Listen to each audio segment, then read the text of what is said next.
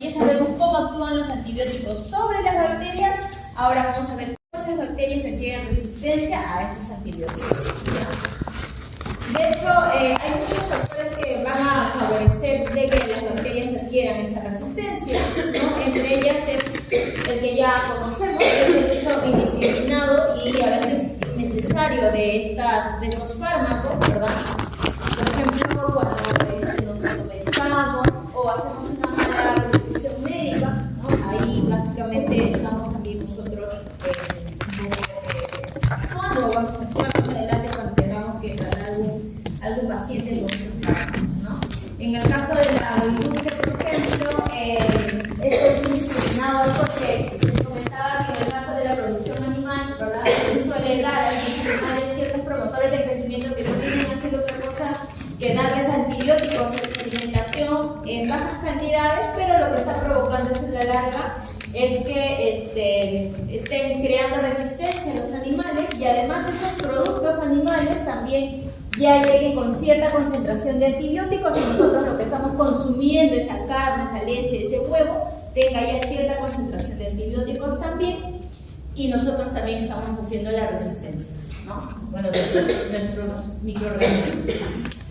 De hecho, se supone que el manejo correcto, por ejemplo, en producción, cuando se trata con antibióticos o cuando tenemos, digamos, el manejo de ponerles promotores de crecimiento, es retirarles esos antibióticos unos meses antes, ¿no? de que vayan al mercado, sobre todo cuando es carne, por ejemplo. Pero el problema es que ¿quién regula eso? O sea, ¿quién observa? ¿Quién se da cuenta de que esa carne que de verdad estás consumiendo ya no tiene antibióticos como concentración? ¿No? Porque encontrar antibióticos de forma química como tal es un poquito difícil, ¿no? Y no creo que todas las industrias hagan ese trabajo de mandar muestras para saber si ya están todas las carnes libres de antibióticos que puedan salir al público. Y bueno, ¿no? Por ahí un poco va el tema de la resistencia ante estos microorganismos. ¿Ya? Ahora vamos a ver ya la resistencia como tal. ¿Cuáles son aquellos mecanismos que tienen estas bacterias a adquirir esta resistencia, ¿no? ¿Qué es la resistencia? Pero como tal, o sea, como teoría, no es la capacidad, ya puede ser natural de la bacteria o puede ser adquirida, ¿no? Con el tiempo, mediante experiencia, de que la bacteria permanezca refractaria, es decir, inmóvil, sin la capacidad de reaccionar ante los efectos ya sea bacteriostáticos o bactericidas de algún antibiótico, ¿no? Y lo que en clínica resulta mantener esta resistencia a los antibióticos por parte de los microorganismos es la imposibilidad de controlar la infección, ¿verdad? Eso ya desde el punto de vista clínico. Y también la imposibilidad de erradicar al agente causal como tal, y en el caso, por ejemplo, de microbiología, esto se representa con el aumento de la concentración inhibitoria de los antibióticos, ¿no? Entonces hay diferentes formas de poder evaluar las resistencias, ¿no? Ya sea desde la parte clínica o desde la parte microbiológica, ¿no? Ya en el laboratorio. Ahora, les decía, hay dos formas de que los microorganismos se hagan resistentes. Una puede ser natural, una resistencia natural que ellas ya tengan, ¿no? De por sí, como por ejemplo, ¿se acuerdan en el caso de los gram negativos que llegan a tener en el espacio periplásmico ya unas enzimas, las beta-lactamasas, que van a detener la acción de los antibióticos beta-lactámicos, ¿no? Eso es de manera natural. Pero también hay otras que son adquiridas, como estos de acá, estos 4 o 5 me parece que vamos a ver acá, que ya son adquiridos, es decir, son ciertas proteínas o enzimas que estos van a modificar con una experiencia previa, ¿no? Puede ser por la transmisión de genes mediante los mecanismos que ya conocemos, por transferencia, por transducción o por conjugación, ¿no? Y estos van a ser algunos de los mecanismos, ¿no? Resistencia natural, el cambio de la proteína blanco, es decir, que algunos receptores de la pared, la transformación de la proteína ya evitaría que ingrese el antibiótico. Puede ser también por producción de ciertas enzimas que desactiven al antibiótico. Hay otras que también tienen unos poros proteicos en las membranas citoplasmáticas y por una especie de quimiotaxis, eso es lo que hacen es contraer su poro o en su defecto fagocitar el poro de tal forma que el antibiótico ya no puede ingresar. Y hay otras formas en las cuales también tienen unas proteínas llamadas las proteínas transportadoras o las llamadas proteínas de bombas de Stewart, ¿no? Que son una especie de unas proteínas que detectan al antibiótico, detectan que le está causando toxicidad a la bacteria y las van a retirar inmediatamente, ¿no? Son como unos flujos, por eso se llaman así. Entonces, gráficamente, esto es lo que más o menos yo intento explicarles con grafiquitos, ¿verdad? Si el receptor de la bacteria de manera natural tiene afinidad por el antibiótico, entonces lo que va a hacer este antibiótico a la bacteria es matarla, ¿no? Pero si naturalmente este receptor es completamente diferente al receptor normal, pues entonces de forma natural va a tener la resistencia ante ese antibiótico. Puede ser que tenga un receptor diferente o puede ser que ni siquiera tenga ese receptor para ese antibiótico y bueno, eso serían las formas como naturales que tienen ciertas bacterias, ¿no? Es una resistencia que puede ser propia de la bacteria, puede ser también heredada de los padres, ¿verdad? Puede ser también innata como tal. Pobrecita. No tenía que venir a dar examen y es por eso. Otra resistencia es la del tipo ya adquirido, en las cuales se van a ver cambios en la proteína, ¿no? Decíamos ya en el receptor.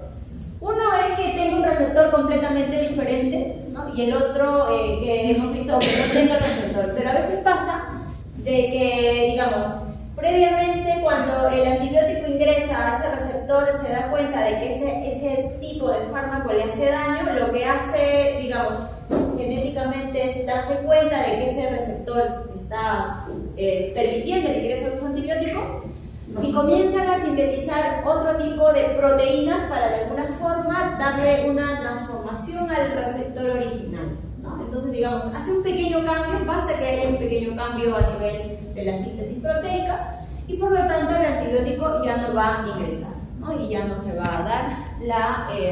¿Eso también no sería similar a la resistencia natural? No similar, porque en el caso de la natural, es un receptor, digamos, de composición proteica completamente diferente al original. En este caso, en el otro hay un cambio conformacional a nivel de la proteína. O sea, digamos, si era una proteína que tenía una codificación, no sé, de los aminoácidos en cierto orden, hace como un cambio, una translocación quizás de ciertos aminoácidos y ya haría un cambio digamos, en la capacidad de poder tolerar el ingreso de la proteína.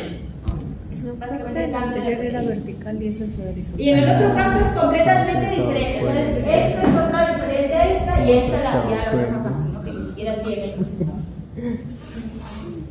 Parecida, pero no. Ya. En el otro caso de otra resistencia adquirida por parte de las bacterias a los antibióticos es mediante la lisis enzimática de los antibióticos, ¿no? Es decir, las bacterias van a comenzar también a sintetizar enzimas, no solamente las beta-lactamasas, otras enzimas también, para que puedan hidrolizar, puedan transformar estos antibióticos en otras sustancias que no les vaya a hacer daño. De esa forma las van a desactivar, ¿no? Y cuando se produce esa desactivación del antibiótico, pues ya se van a dar cuenta de que va a ser así y bueno, y adquieren la resistencia ante esos antibióticos. Otra de las formas, decíamos que también es adquirida mediante el cierre de porinas o mediante la fagocitación de las porinas. ¿Qué son las porinas? Son unas proteínas que funcionan como si fueran unos poros en las membranas citoplasmáticas de la bacteria y por una especie de citotoxicidad, de quimiotaxis, ¿verdad? Reconoce la toxicidad de ese antibiótico y comienza a hacer un cierre del tamaño del poro, de tal forma que la molécula antibiótica ya no puede ingresar o en su defecto las puedan fagocitar, también las fagocitan para ya mejor no tener el poro y que algún antibiótico pueda ingresar. ¿no? O también no solamente los antibióticos, también se refiere a ciertos otros componentes que pueden también actuar como bactericidas, ¿no? Como los metales pesados, por ejemplo. El ciego de porinas, por ejemplo, las bacterias que comúnmente hacen este mecanismo son las bacterias gram negativas. Entonces, como si se dan cuenta que las bacterias negativas llegan a tener varias formas de adquirir resistencia. Ya. Y la otra es la de los mecanismos de flujo, ¿no? Decíamos. Son unas proteínas transportadoras, ¿ya? Que lo que hacen es, ¿no? Si a través del poro logra entrar igual el antibiótico, lo reconoce como no propio, como tóxico, y lo que va a hacer esta proteína es retirarlo, ¿no? Y va a comenzar como a activar. Y estas van a ser las bombas de flujo, ¿no? Estos serían entonces algunos de los mecanismos en general que tienen las bacterias ante los antibióticos, ¿no? Las adquiridas y estas que van a ser la natural, ¿no? la que vimos la primera. ¿Ya? ¿Se entendió cómo funcionan los mecanismos? ¿Sí? ¿Está fácil? Sí. Bueno, está divino lo que sabe. Yo lo había estudiado. Ya, entonces, ahora lo que pretendemos es darle solución al problema, es decir, la solución a la resistencia ante los antibióticos, ¿no? Se están buscando muchas maneras para poder darle la solución al uso de los antibióticos de forma indiscriminada. Entre ellas se busca, digamos, ciertos antibióticos que sean naturales, que no les puedan causar este mecanismo a las bacterias, pero esto todavía sigue como en búsqueda, ¿no? Como en investigación. Otro de digamos, de las formas de darle solución es también el uso de la fagoterapia. ¿Se acuerdan qué son los fagos? Los virus bacterianos. Los virus bacterianos, ¿no? Entonces, se está entrando como en boga el uso o la búsqueda de aquel fago, ¿no? Que pueda controlar esta resistencia, ¿no? Todavía no hay respuestas tan claras, pero ya en algunas bacterias, en algunas infecciones bacterianas ya se están usando, pero no en todas es posible. Entonces, la diferencia entre una fagoterapia, que es con el uso de los fagos, ¿no? De los bacteriofagos y los antibióticos, que también tienen algunas de sus ventajas. Como les digo, todavía no se puede dejar de usar los antibióticos ante ciertos microorganismos. Y ante otros ya se usa la fagoterapia, pero también el problema es cómo aislar la fagoterapia, o sea, cómo aislar a estos virus para poder dar a las personas, ¿no? Porque ustedes saben que cuando se toma un fármaco, cuando se inyecta un fármaco, quien primero tiene que aceptar ese fármaco es el hospedero, ¿no? No va directamente contra la bacteria, menos que le inyecte directamente a la bacteria. Entonces todo eso implica pues toda una chamba de investigación. Y desde nuestra parte, la solución a la resistencia antimicrobiana pues evitar automedicarse o sugerir a nuestros familiares, amigos o compañeros más cercanos que no hagan esta práctica, ¿no? Ni a nosotros ni a nuestras mascotas. Otra cosa que también debemos siempre sugerir es que no se interrumpa el tratamiento antes del tiempo, ¿no? Eso ya sabemos por qué no se debe interrumpir el tratamiento antes del tiempo, ¿no? Lo que estamos provocando a la larga es que la bacteria aprenda, ¿no? Las que sobreviven van aprendiendo. Y esto pues es complicado. Otro es evitar el uso de consumos de alimentos de origen animal o vegetal que contengan residuos antibióticos. ¿Cómo lo vamos a controlar? Pues no, en nuestra situación, en nuestras condiciones estamos complicados, ¿no? A menos que usemos solo productos que son los llamados los orgánicos, que supuestamente no reciben nada químico, sino todo de manera orgánica. Pero muchas veces es mucho más caro de consumir ese tipo de productos y tampoco no hay, digamos, una entidad que regule que de verdad eso es orgánico, ¿no? O sea, por ahí todavía el tema va un poco más complicado. Y bueno, y sobre todo esto, ¿no? También usar los antibióticos solo cuando está debidamente recetado por algún profesional médico, ¿no? De la salud. Y esto es lo que nos quedó pendiente sobre ese tema. ¿Qué tal? ¿Les gustó? Sí. Ya, chicos.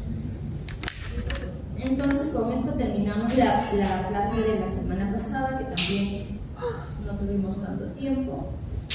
Y ahora vamos a... Marcela, ¿el artículo ya está subido? ¿El artículo? Ajá, El el paper, que ¿qué dijo, dijo? el paper. Ah, no, ahora sí los comparto. Ya. Que no, O me me lo- había dado cuenta que ni siquiera les había subido la clase. Ah, ya, o me lo va a pasar porque... Sí, porque nada más está la semana 3. Sí, ayer trataba de avanzar con esto, de imprimir el examen, o sea, con todo, pero ayer era un caos en la sala de profesores. Todo el mundo quería imprimir el examen porque todos los cursos me imagino que están en lo mismo de dar sus exámenes de segundo. Se malogró una impresora, la otra impresora no tenía tinta, entonces no. Yo tuve que tomar mi examen así dictado. Ya, ok. Entonces, lo que tocaba el día de hoy era esto. Vamos a ver algunas PPTs y luego ustedes van a leer el paper, ¿ya? El paper está también, la página está igual. Entonces, en esta clase nos tocaba revisar sobre los mecanismos de patogenicidad bacteriana y algunos factores de virulencia, ¿ya? De hecho, quizás este tema no necesariamente como tal vaya a venir en un examen, o sea, teóricamente no, pero lo que sí se les pregunta en el examen, ahora que se les viene el examen parcial, que es escrito, ya en el examen parcial lo que viene son casos, y en los casos, o sea, ya digamos, se refiere a un tipo de microorganismo y lo que sí te pueden preguntar es cuáles son los mecanismos de virulencia o cuáles son sus factores de virulencia que tiene ese microorganismo, o sea, esa bacteria, queda por revisar. Entonces, identificar cuál es el factor de virulencia es importante, ¿ya? Entonces lo primero que vamos a ver es un poco la relación que existe entre una bacteria y un hospedero, ¿no? De hecho, nosotros participamos básicamente, ¿no? Porque nosotros tenemos una relación muy estrecha con los microorganismos y participamos como portadores de esos microorganismos. Podemos participar como de tres formas, ¿no? Podemos participar como portadores persistentes, como portadores transitorios o intermitentes. ¿Quién es el portador persistente? El portador persistente es aquella persona que constantemente está diseminando algún microorganismo, es decir, contagiando a otro, pero constantemente, ¿no? O por un periodo largo de tiempo. Ese es el persistente. Y luego tenemos los portadores transitorios. Los portadores transitorios son por un periodo corto de tiempo, pueden ser infectivos, o sea, pueden transmitir a otras personas. Se determina ese periodo, digamos, que sea, digamos, el transmisor, y se acaba ahí, y ya termina su papel como portador, ¿no? O puede ser un portador que sea también, los portadores asintomáticos, y ahí se convierte en un portador asintomático, ya no va a sentir más, pero en algunos casos sí podría todavía seguir quizás diseminando. Y tenemos los intermitentes, que a veces hacen enfermedad de contagio y hay otras épocas en las que no. Por ejemplo, hay ciertos virus que hay épocas en las que están activas y te pueden contagiar, y hay épocas en las que están latentes, no va a funcionar, y en esa época tampoco tú no puedes ser infectivo, pero sin embargo van a haber ciertos periodos en los que se puede reactivar, ¿ya? Entonces esos van a ser los portadores intermitentes. Y esa relación con las bacterias van a deberse básicamente a tres factores. Primero puede ser el número de microorganismos, digamos, la cantidad de microorganismos que nosotros portemos, ¿no? Puede estar en condiciones controladas, como digamos, parte de nuestra microbiota, pero si eso se exacerba, entonces ya podríamos ser capaces de contagiar a otros, ¿no? Otro puede ser también la virulencia, es decir, la tasa o la velocidad o la cantidad de microorganismo para hacer alguna enfermedad, para causar algún daño al huésped, ¿no? Digamos, la parte, no sé, cuantitativa, si quieren llamarlo así, de lo que tenga un microorganismo para causar daño. Esa es la virulencia del microorganismo, ¿no? Entonces, dependiendo de ese factor, también quizás podríamos convertirnos en cualquiera de estos portadores. Y otro puede ser también el estado inmunológico, que tal, quizás yo tengo un buen estado inmunológico, entonces ya no voy a ser portador, por ahí solo transitorio al inicio y nada más, y luego ya no voy a hacer más. O si tengo un sistema inmunológico bajo, puede ser de que mi microbiota normal se comporte como un patógeno para mí y para otras personas también, ¿no? Entonces, estas formas de relacionarse con el microorganismo, decíamos, pueden ser por 3 factores, ¿no? El número de microorganismos, por la virulencia de las bacterias o microorganismos, por el mismo estado inmunológico, y además podemos comportarnos también como portadores. Entonces, según el contacto con los microorganismos, hay hasta 3 formas, ¿no? Las normales y las que nos van a causar la enfermedad. Digamos, en condiciones normales, un microorganismo participa como parte de nuestra microbiota. Y es más, la necesitamos para cumplir funciones vitales, ¿no?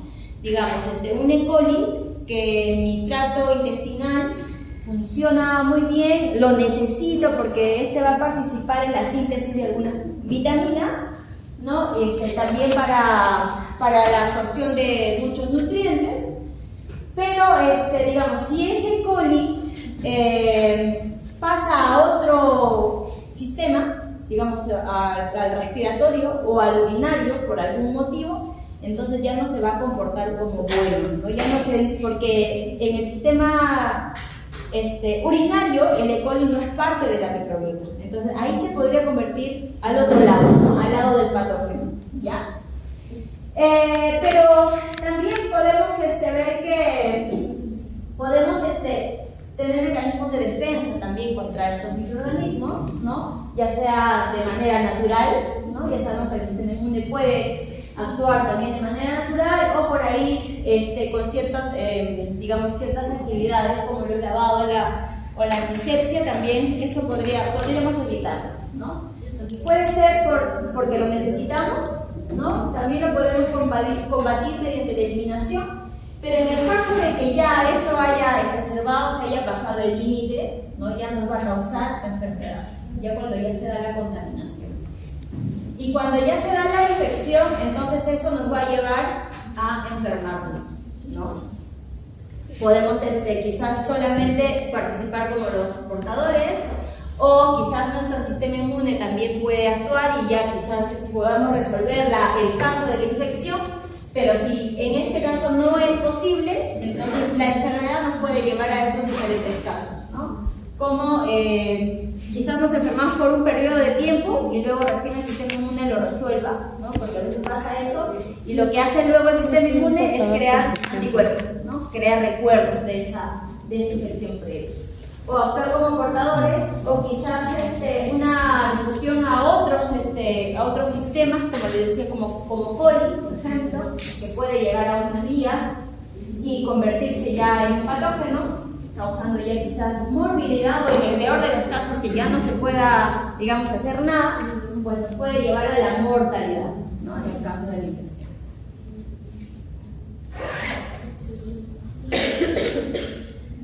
Entonces, teniendo en cuenta esto, hay muchas formas de las cuales mi cuerpo podría combatir a un microorganismo, ¿no? Entonces sabemos que el sistema inmune está dividido en dos tipos, ¿no? El sistema inmune natural es aquel sistema inmune que de forma natural todos tenemos, ¿no? Las barreras físicas como la piel, ¿no? Quizás ciertas sustancias que produce mi cuerpo para que no puedan invadir las bacterias, como por ejemplo el pH ácido del estómago, o algunas lisocimas que también producidas por las lágrimas para que mis ojos estén libres de contaminantes, ¿no?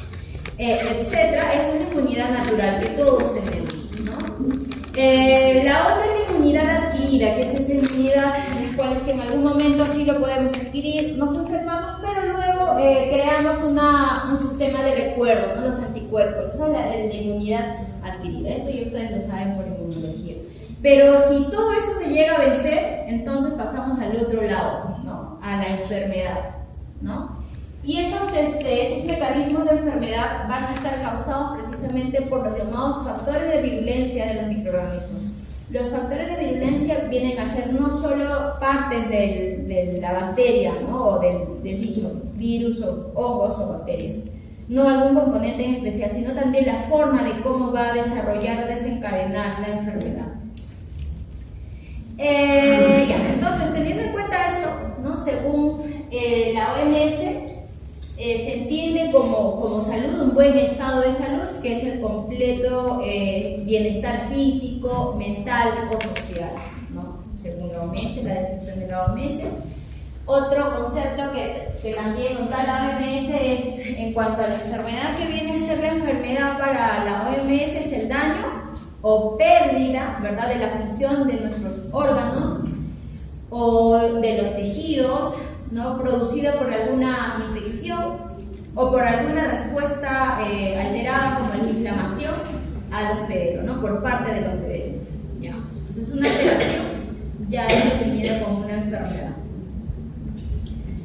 Y una infección es definida como la instauración o la instalación de un microorganismo, sobre todo patógeno, ¿no? Si se desencadena una infección ya tiene que ser uno patógeno o estar en su actividad patógena ante el huésped, ¿no? Y puede generar o no daño, ¿no?, dependiendo del sistema inmune que hemos conversado.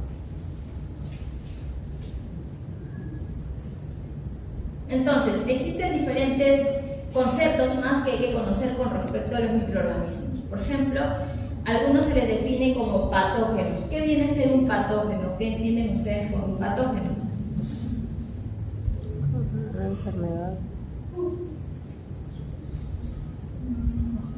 ¿Qué es la patogenicidad? Es un agente que causa enfermedad. El patógeno es el agente, el microorganismo. Puede ser una bacteria, puede ser un hongo, puede ser un parásito, ¿verdad? Puede ser un virus.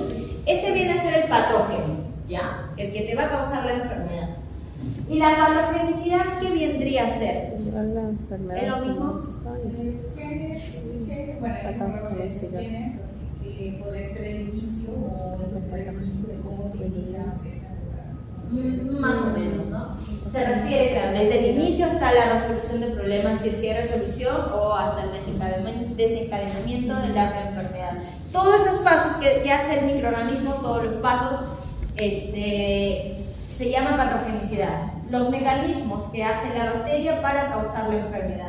Desde que ingresó, ¿verdad?, se dirigió, viajó quizás por la vía sanguínea a algún órgano en particular. En el órgano en particular empezó la invasión, luego de la invasión quizás empezó a sintetizar sus proteínas o sus enzimas, no sé, hidrolíticas, y comenzó a hacer daño al tejido, y luego quizás el sistema inmune se activó y comenzó también a defender. O sea, todo ese proceso, ya que estamos viendo desde el ingreso del patógeno, quizás hasta el sistema inmune lo resuelva o no, en su defecto, todo ese es el proceso de patogenicidad que tiene un microorganismo, ¿ya? Y en el caso de la virulencia también es una medición de tipo cuantitativa, de las cuales el microorganismo hace la enfermedad. Es decir, como la potencia que tiene un microorganismo para producir la enfermedad. Porque se refiere, digamos, dentro de todas las serovariedades de E. coli o de Salmonella, ya que son más patógenas, ¿no? Bueno, entre E. coli y Salmonella, por ejemplo, ¿quién es más patógeno para nosotros?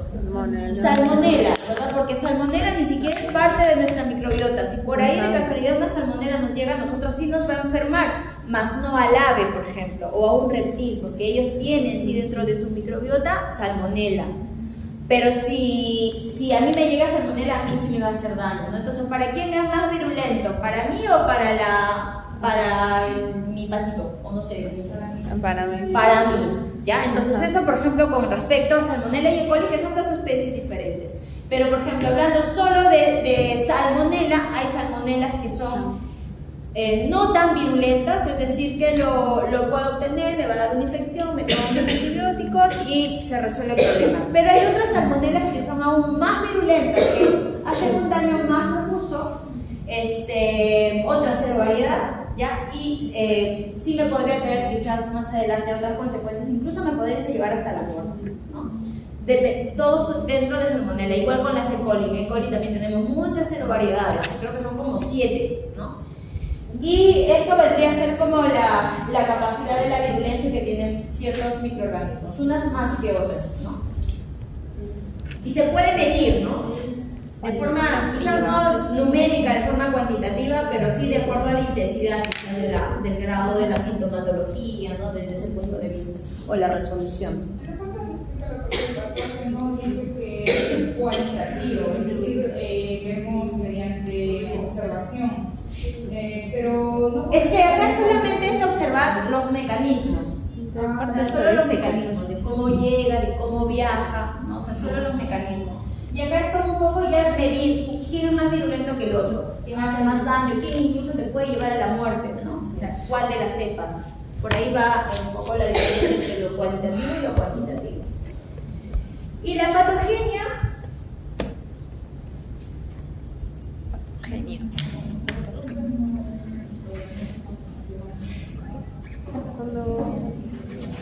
¿Qué entienden por patogenia? Eso mismo. Patogenia. Parecido. Infección focal. La patogenia ya viene a ser la consecuencia de lo que te hace un microorganismo y puede ser observable en un tejido o por parte de la sintomatología, ¿no? ¿Podría ser como los síntomas que se presentan? Pueden ser vistos desde el punto de vista de la sintomatología o del daño observado, ¿no? Yo puedo ver un absceso, También puedo ver cómo un aumento del tamaño, ¿Cómo va avanzando? cómo va avanzando. O sea, Ahí podemos decir que es cualitativo y cuantitativo, porque podemos observarlo, pero una especie de sí, aumento de también tamaño. se puede medir quizás, ¿no? Quizás al principio es solamente una roncha y de ahí empezar a roncharme más, ¿no? Entonces ahí podría, claro, eso viene a ser ya la consecuencia, ¿no? La consecuencia visible de lo que me haya provocado un patógeno.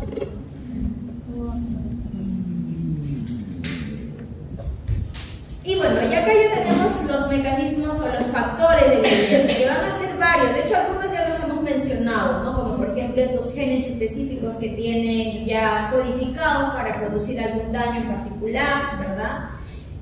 Como quizás codificados para la síntesis de cápsulas, para la síntesis de toxinas, endotoxinas o exotoxinas, o para algunas proteínas que van a servir para adherirse, ¿no? al tejido que van a infectar, que pueden ser varias, ¿no?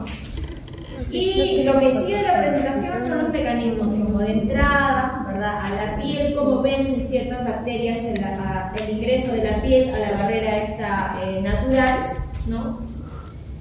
Y esto se los voy a dejar para que lo lean, ¿ya? Porque esto es lo que tiene Eso no habíamos visto. en el paper. Eso no habíamos visto. Y en el paper tienen toda una lista de ciertas estructuras bacterianas, básicamente, ¿ya? Que funcionan como sus factores de virulencia, es decir, que se van a encargar desde el inicio de la infección, como las adhesinas, que son proteínas que inician a la adhesión de los tejidos, ¿verdad? Luego van a haber ciertas también enzimas, más adelante van a leer sobre ciertas enzimas, o ciertos, no sé, otro tipo de estructuras, como por ejemplo los biofilms o las biopelículas, que son polisacáridos que permiten que todas las bacterias puedan estar, digamos, en un entorno, en un medio para poder actuar, hacer la infección. Y así van a encontrar diferentes mecanismos que tienen las bacterias para poder causar la enfermedad. Y a esos mecanismos se les denomina factores de virulencia. ¿Ya? ¿Nos quedan 20 minutos? Les doy tiempo para que vayan avanzando en su trabajo. Ahora se los comparto. Voy a cerrar esto. ¿Preguntas, chicos? No, profesora. Creo que no. ¿Biopelícula? Con el glicocálix. Con Con el glicocálix. Glicocálix. Estampar. Glicocálix. El glicocálix. El glicocálix. Es el que se encarga de la función. Profesora, hay sí elementos móviles, pero los transposones no son elementos de inserción. Específicamente. No necesariamente. Puede ser. Porque- O sea, dentro de los cromosomes hay elementos de inserción. Claro, Que ajá. se pueden encargar de insertarse primero y transportar todo el gen completo de los cromosomes. Claro, porque tenía entendido de que, bueno, eso sí, de que es un elemento de inserción, pero no elemento de que desmovilidad. están, digamos, codificados en la síntesis de las enzimas que van a degradar o van a abrir el otro extremo del cromosoma y pueden ingresar en Eso no sería como tal la función de transposón, como tal, o sea, es un gen saltarín, por así decirlo, que se inserta y genera un corrimiento del marco de lectura, de una mutación también. Claro, todos los cambios que vayan a hacer estos genes muy particulares es a llevar a la mutación ¿El hipicolato de calcio se asocia con qué, profesora? Con la a la espora. con la espora. Ajá, sí, sí, ok, con la espora. ok. El último. Ahí lo hice al revés porque dice LPD. Así tipo, no lo puso completo, pero Todo está acá. que está chiquito, 0.5 vale. Hace rato te termina solo los chicos. Hay algo que puedo considerar. Yo estoy vendiendo, cómprale a Peggy. ¿Cuál? Los pasitos de práctica los tengo revisados. pero Vendiendo, no se a la familia se le vende. Cuidado. Porque en teoría sí me No tiene sangre en la cara de El chico. dulce del corazón.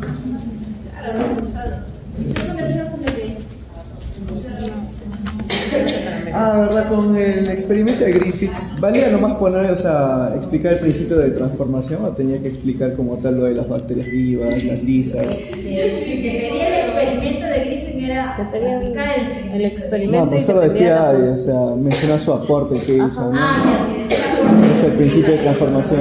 Solamente era eso, pues. Ok.